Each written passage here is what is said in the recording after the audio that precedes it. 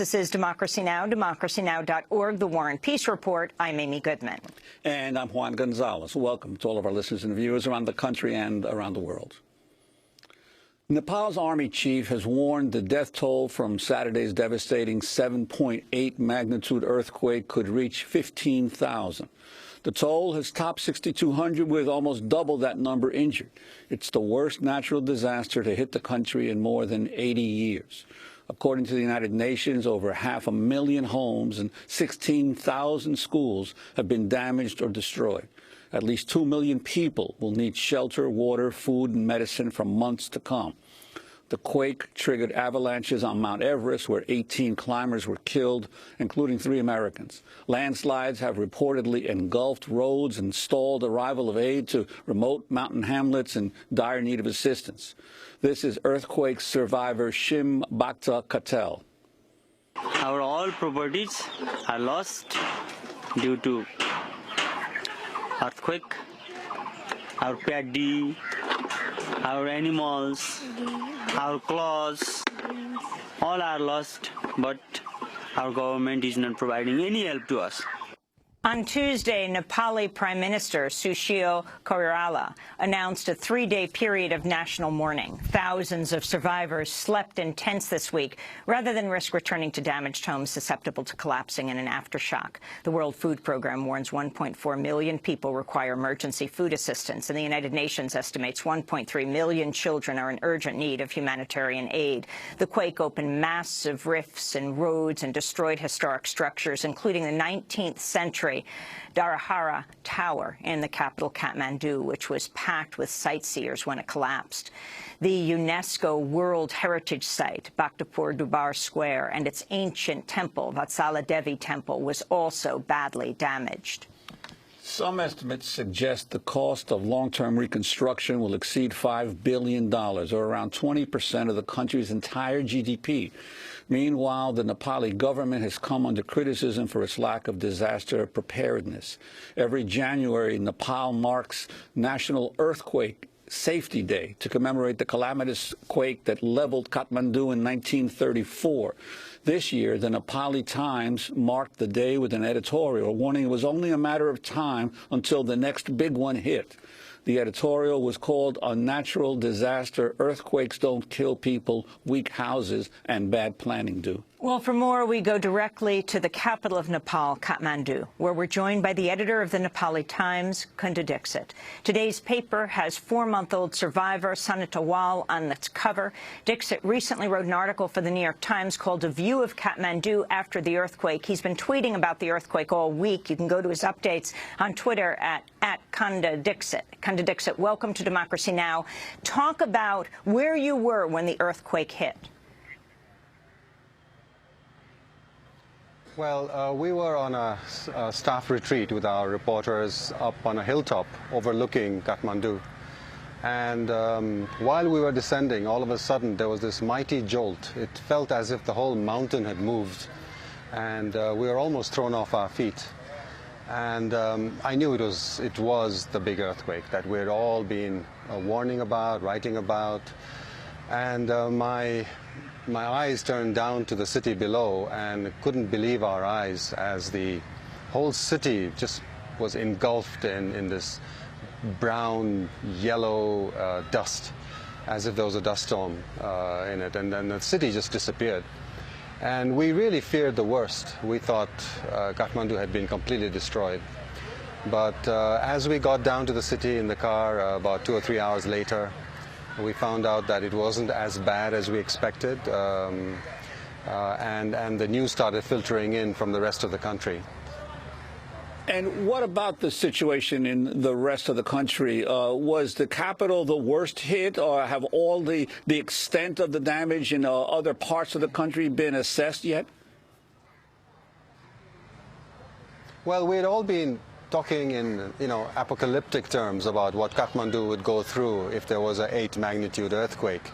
And the predictions were that 100,000 people would be killed, 300,000 injured, everything destroyed.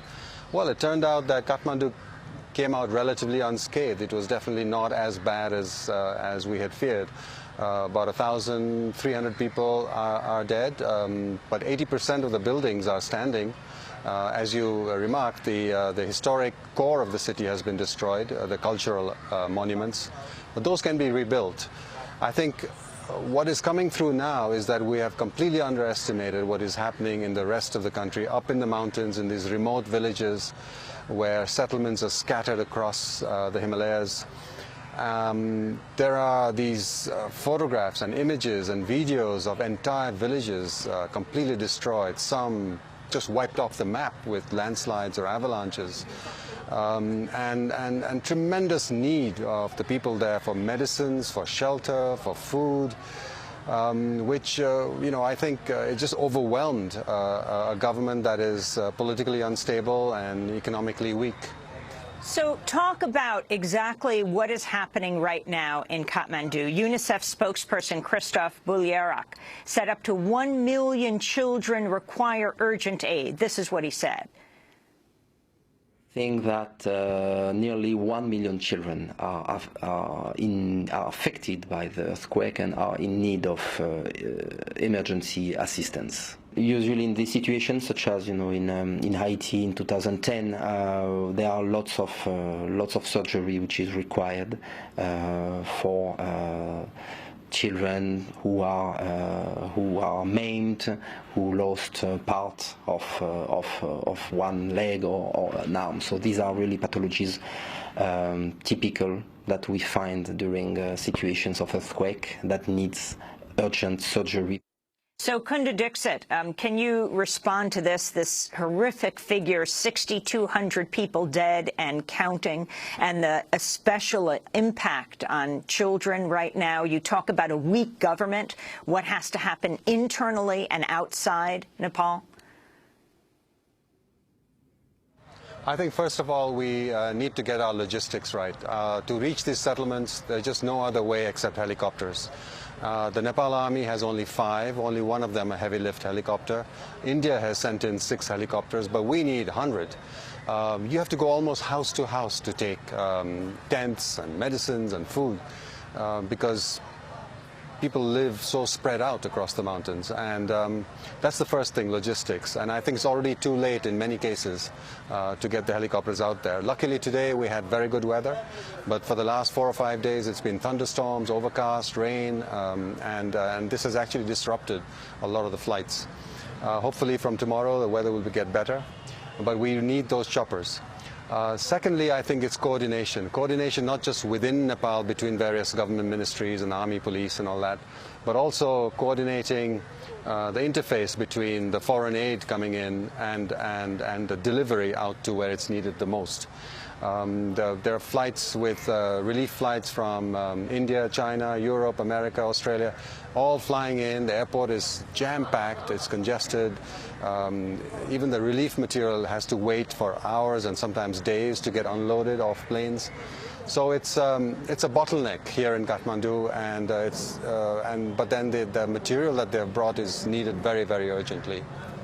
Now, I wanted to ask you, you mentioned helicopters that India has sent in 6, but you have major nations around you, near you, that have huge armies that obviously would have the kind of equipment you needed. What's been the response from China, India, and as you said, Australia? Well, the response from India was very prompt. It was within 7 or 8 hours. They'd already got their first jets in, because they have Air Force bases right across the border from us. The very next morning, the 6 helicopters arrived, so it was extremely prompt, and the helicopters were immediately deployed up in the mountains. China has also sent in by now about 12 very large aircraft with relief material, with their rapid response teams, with their rescue teams, with search dogs. They have a lot of experience from Sichuan earthquake. So this means that the people are out there digging through the rubble, trying to get out. But very soon now, in a few days, it'll turn from search and rescue to relief delivery. In fact, the relief should have gone hand in hand, but somehow it has taken some time. It has been a slow start. You wrote, Kunda Dixit, 4 months ago, before, of course, this earthquake struck in January. The Nepali Times published an editorial titled, "Unnatural Disaster, Earthquakes Don't Kill People, Weak Houses and Bad Planning Do." What was the unnatural disaster here? Well, we should be used to earthquakes. You know, like the Japanese are used to earthquakes. This is a highly seismic zone. These mountains are still rising. The Indian plate is still pushing against the Eurasian plate. And earthquakes happen here once every 80 years. It's documented. Kathmandu is actually destroyed every 80 or 100 years. So we should actually be very prepared for this, and we weren't. Especially as Nepal opened up to the outside world and to globalization, as new buildings were built, these are not very well designed. And I think this was a real warning that, at least to Kathmandu, that next time when the big one strikes, we'll have a major disaster in our hands, not just 1,300, 1,400 killed, but hundreds of thousands. But this time we actually got, despite the very high death toll, even in the mountains, the death toll was lower than it could have been, mainly because it was Saturday. It was just before noon. A lot of farmers are out, planting crops, getting ready for the maize season. The children were not in school, and as we heard before, 1,500 schools were destroyed. Imagine if those classrooms had been full of children, if it was any other day. Luckily, it was a weekend. So it could have been much, much worse than what we witnessed. Kunda Dixit, your country is listed as one of the least developed countries in the world, with a huge also foreign debt. What's your hope or expectation in terms of international bodies in this time of crisis for helping the country get out of its immediate calamity? Well, I think foreign help has been so prompt and so overwhelming that I think it really is a testament to the tremendous goodwill Nepal has internationally, between its two neighbors, India and China, as well as Europe and the rest of the world. I think the indebtedness is a problem. I think one way to start would be to reschedule or forgive a lot of this debt, so that we can get a head start on rebuilding. There's going to be a tremendous amount of resources needed for the reconstruction, for getting people back on their feet. Agriculture is going to be undermined. The monsoon rice planting season is coming up. A lot of people have lost their seeds. A lot of people have lost homes. The Prime Minister has announced that every family will be entitled to $1,000 for a fatality. But that's going to be peanuts, because there's just so much that families have to do to catch up and start being able to feed themselves again. And remember that a lot of these people families who are affected were subsistence farmers. They really don't have any savings or storage of food. They really need immediate help in terms of food, shelter, and medicine. What can people outside the country do to help the people of Nepal right now? Again, the overall figure we're hearing is 6,200 dead in Nepal and counting, the figure rising dramatically, over 8,000 people injured. Yeah, well, I think the immediate help has already come. I think we have got as much as we can handle for now. But I think what's much more important is help in the medium and longer term. In the medium term, it means sustained help for food and for shelter. So we're not just talking tents now. The monsoon season is coming. It's going to start raining. Maybe prefab houses, more sturdier tents. And then maybe credit for families to rebuild their houses and to start planting their crops. For this, Nepal is not really poor, it's just sometimes poorly managed. So there is money here, a lot of our budget is unspent, it just has to be spent wisely. And whatever shortfall there is, we can always ask for help, and I'm sure it'll be forthcoming from the international community. And finally, the politics internally in Nepal right now, if you could give people a sense what the Nepalese government has been dealing with. I know there's one, big helicopter in the Nepali army, but aside from that, the politics, the internal warfare that's been going on? Yeah, well, a lot of your viewers may know that we just come out of a 10-year conflict. It ended in 2006. It's been 8 years. We've been trying to write a new constitution to get the politics moving again, but it's been stuck because of a dispute over what kind of federalism we should have in the new constitution. And a lot of politicking there, a lot of clashes between various political parties, and the constitution-making process has been stuck now for 8 years. So we need to get over that and move ahead. Hopefully this crisis will be a catharsis so that it'll shake us up and allow us to at least find a compromise solution on the Constitution. We need that desperately, because without political stability, we will not have the kind of economic growth that can sustain us in the longer term, to create jobs, to have health and education, to have adequate food for everyone. So I think fixing the politics is really one of the other priorities that has to happen side by side with all the relief and the long-term rehab that needs to go. How has the Maoist opposition responded to this disaster, this catastrophic event that's taken place, the earthquake? Well, actually, it looks like all the politicians have gone into hiding. In fact, there's a joke on Facebook which has 8 of our top political leaders, and the caption underneath it says, "Missing since the earthquake. Finders, please let us know."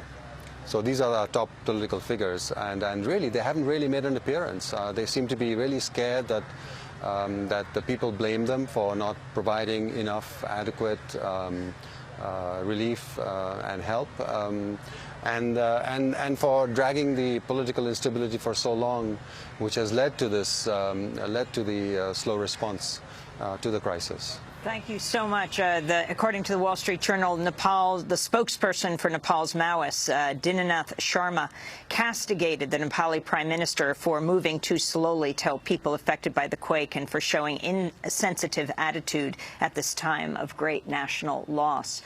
Kunda Dixit, we thank you so much for being with us, editor of the Nepali Times, speaking to us from Kathmandu. Recently wrote a piece for the New York Times called A View of Kathmandu After the Earthquake. He is the author of several books, including Never Again Testimonies from the Nepal Conflict, 96 to 2006. You can follow him on Twitter at Kunda Dixit. This is Democracy Now! We'll be back in a minute talking about Baltimore. Stay with us.